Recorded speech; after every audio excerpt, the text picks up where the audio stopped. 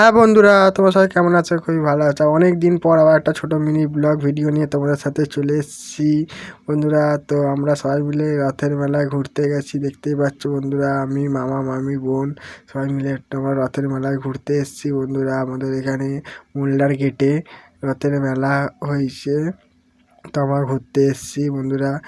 এই যে আমার বোন এটা, তো ওইদিকে মামি ঘুরে ঘুরে দোকানগুলো দেখছে। অনেক ভিড় হয়েছে বন্ধুরা রথের মেলার জন্যে।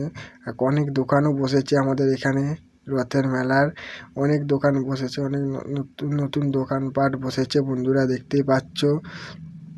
তো দেখো বন্ধুরা, অনেক নতুন নতুন দোকানপাট এসছে, বসেছে।